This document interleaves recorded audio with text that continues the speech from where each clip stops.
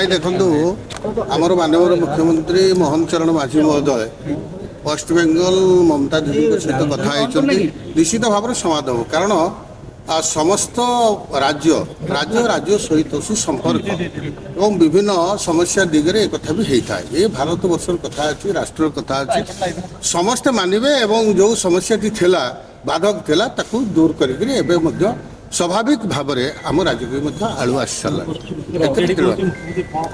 ନାଇଁ ମୁଖ୍ୟମନ୍ତ୍ରୀ କ'ଣ କଥା ହେଲେ ନହେଲେ ବିଜେଡ଼ି ବାଲା ଯେଉଁ କଥାଟି କହୁଛନ୍ତି ମାନ୍ୟବର ମୁଖ୍ୟମନ୍ତ୍ରୀ ପରିଷ୍କାର କହିସାରିଛନ୍ତି, ସେଥିରେ ମୁଁ ଦୌରେଇବା ଠିକ୍ ହେବ ନାହିଁ।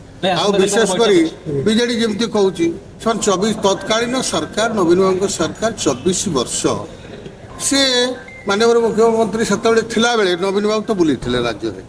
ଆଉ ଏବେ କହିଲେଣି କ'ଣ ଡିପାର୍ଟମେଣ୍ଟଲି 51 ଜଣ ଜଗିବେ। ତାର ଅର୍ଥ ହେଲା 24 ବର୍ଷ ବୁଲିବା ଭିତରେ ସାଧାରଣ ଲୋକ ଗ୍ରହଣ କଲେ ନାହିଁ ଏବଂ ବିଭାଗ ପାଇଥିଲେ ତାଙ୍କର ଅযোଗ୍ୟତା କାରଣରୁ ହେଇପାରେ ବା କ'ଣ ହେଇପାରେ 5ଟି ହେଲା ଏବଂ 5ଟି ଆଧାରରେ କାର୍ଯ୍ୟ ହେଲା।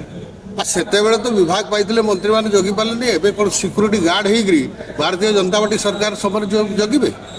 ଏଇଟା ହିଁ ହେଉଛି କ୍ୱେଶ୍ଚନ୍ ମାର୍କ। ଦେଖନ୍ତୁ କୋଟି କୋଟି ଟଙ୍କା ଯେଉଁ ପାଣ୍ଡିଆନ ଯେଉଁ କାର୍ଯ୍ୟକ୍ରମ ବାବଦରେ ଯେଉଁ ଖର୍ଚ୍ଚ ହେଇଛି ସେଥିପାଇଁ ସରକାର ନଜରରେ ଅଛି। ସେ ସରକାର ତାକୁ ଅନୁଧ୍ୟାନ କରୁଛନ୍ତି, ଦେଖୁଛନ୍ତି। ଯିଏ ଦୋଷ କରିଛି ନିଶ୍ଚିତ ଦଣ୍ଡ ପାଇବ, ଏଥିରେ ତେଳମାତ୍ର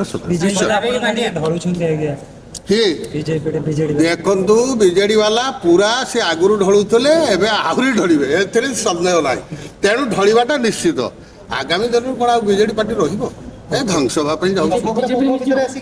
ମୁଁ କୋଉଠି ମିଶିବ କ'ଣ କରିବ ମୁଁ ଜାଣିନି। ଅଗାଧ ଇଏ ଭାରତୀୟ ଜନତା ପାର୍ଟି ଗୋଟେ ଅଗାଧ ସମୁଦ୍ର। ଇଏ ରାଷ୍ଟ୍ରୀୟ ଦଳ, ଏ ଛୋଟିଆ ଦଳ ନୁହଁ।